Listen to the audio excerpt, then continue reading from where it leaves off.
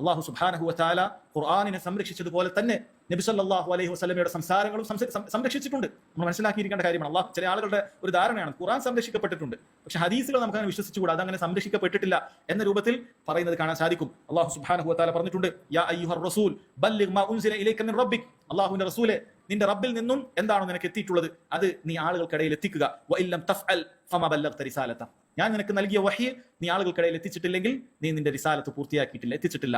വല്ലാഹു യഅസിമുക മിനൻ നാസ്, അല്ലാഹു സുബ്ഹാനഹു വ തആല ജനങ്ങളിൽ നിന്നും നിന്നെ സംരക്ഷിക്കുന്നതാണ് എന്ന് അല്ലാഹു സുബ്ഹാനഹു വ തആല പറഞ്ഞു. അതുകൊണ്ട് നബി സല്ലല്ലാഹു അലൈഹി വസല്ലം പറഞ്ഞ വാക്ക് ഒരാൾക്കും അതിൽ എന്ത് ചെയ്യാൻ സാധിക്കുകയില്ല, എന്തെങ്കിലുമൊക്കെ കടത്തിക്കൂട്ടാൻ സാധിക്കുകയില്ല. അതിനു വേണ്ടിയിട്ടാണ് സഹോദരങ്ങളെ ലോകത്ത് പകരം വെക്കാനില്ലാത്തതായ ഒരു രീതിശാസ്ത്രം, ഉസൂലുൽ ഹദീസ് എന്ന് പറയുന്ന രീതിശാസ്ത്രം, ഹദീസുകളെ വളരെ കൃത്യമായി വേർതിരിച്ചിട്ട് ഇതിലേതാണ് സ്വഹീഹ് ഏതാണ് ദഈഫ് നെല്ലും പതിനും വേർതിരിക്കാനുള്ള ശാസ്ത്രമുണ്ട്. ഇത് ലോകത്ത് മറ്റൊരു കാര്യത്തിനുമില്ല. നമ്മൾ ലോകത്ത് പല കാര്യങ്ങളും വിശ്വസിക്കാറുണ്ട്. ഒന്നാം ലോക മഹായുദ്ധത്തിൽ അങ്ങനെയായി, രണ്ടാം ലോക മഹായുദ്ധത്തിൽ ഇങ്ങനെയായി. ആര് പറഞ്ഞു? ആരോ പറഞ്ഞു, ആരോ എഴുതി വെച്ചു. അന്ന് ജീവിച്ച ആരോ എഴുതി വെച്ചു. ആരാണ് പറഞ്ഞത്? വല്ല വിശ്വസ്തനാണോ? ജീവിതത്തിൽ കളവ് പറയുന്ന ആരെങ്കിലും ആണോ? ലോകത്ത് എമ്മാടിയായിരിക്കും ഇതൊക്കെ എഴുതിയിട്ടുണ്ടാകുക. നമ്മൾ വിശ്വസിച്ച് പോരാ. അങ്ങനെ യുദ്ധം ഉണ്ടായിരുന്നു. ഒരു 100 വർഷം പിന്നിലുള്ള കാര്യം പോലും നമുക്ക് വ്യക്തമായി പറയുന്ന രേഖകളൊന്നുമില്ല. ആരോ അവിടെ പറഞ്ഞിട്ടുണ്ട്, അവിടെയുള്ള ഒരാൾ എഴുതിയിട്ടുണ്ട്, കണ്ടൊരു പത്രപ്രവർത്തകൻ പറഞ്ഞിട്ടുണ്ട്. ഏത് പത്രപ്രവർത്തകൻ? ആരാണ്? കളവ് പറയുന്നവനാണോ? നല്ല നിലക്കുള്ളവനാണോ? ഇങ്ങനെ കള്ളം പറഞ്ഞ രേഖ വല്ലതുണ്ടോ? ഒന്നും ആർക്കും അറിയുക പോലുമില്ല. എന്നാൽ ദീനുൽ ഇസ്ലാമിൽ ഹദീസ് എന്ന് പറഞ്ഞാൽ സഹോദരങ്ങൾ നിസ്സാരമായ കാര്യമല്ല.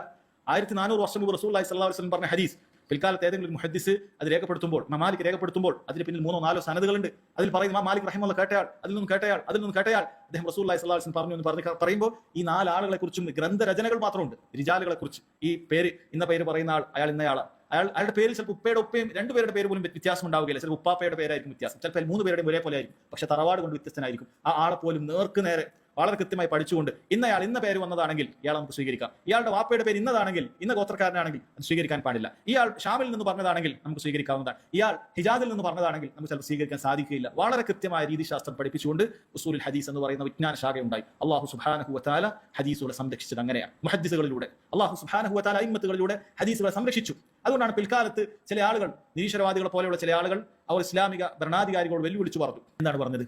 നിങ്ങൾ എന്നെ കൊല്ലുകയാണെങ്കിൽ ഞാൻ വെല്ലുവിളിക്കുന്നു, ഞാൻ ഒരുപാട് ഹദീസുകൾ ഇങ്ങനെ കെട്ടിയുണ്ടാക്കിയിട്ടുണ്ട്, നിങ്ങൾക്ക് അതിന് മനസ്സിലാക്കാൻ സാധിക്കില്ല. ഒരുപാട് മൗദൂആയ ഹദീസുകൾ അങ്ങനെയാണ്. സനദും ഇല്ലാതെ റസൂലുള്ളാഹി പറഞ്ഞു എന്ന് പറഞ്ഞ് എന്തെങ്കിലുമൊക്കെ സനദ് എഴുതിയിട്ട് ആളുകൾ ഉണ്ടാക്കാറുണ്ട്. അപ്പോൾ അവർ പറഞ്ഞിട്ടുള്ളത്, ഇവിടെ അബ്ദുല്ലാഹി ബിൻ മുബാറക് റഹിമഹുല്ലാഹി പോലെയുള്ള പണ്ഡിതന്മാരുണ്ടാകുമ്പോൾ നിന്റെ ഈ പറയുന്ന കാര്യങ്ങളൊക്കെ എനിക്ക് യാതൊരു പേടിയുമില്ല, വിഫല ശ്രമമാണ്. അവർ വളരെ കൃത്യമായി നെല്ലും പതിനും വേർതിരിച്ചു പറയും. ഇനി ഏതൊരു മനുഷ്യൻ ഇന്നൊരു ഹദീസ് ഉണ്ട് എന്ന് പറഞ്ഞ് എഴുതിയാൽ ഒരാൾക്ക് കൊണ്ടുവരാൻ സാധിക്കില്ല. വെല്ലുവിളിയാണ് ഇസ്ലാമിന്റെ.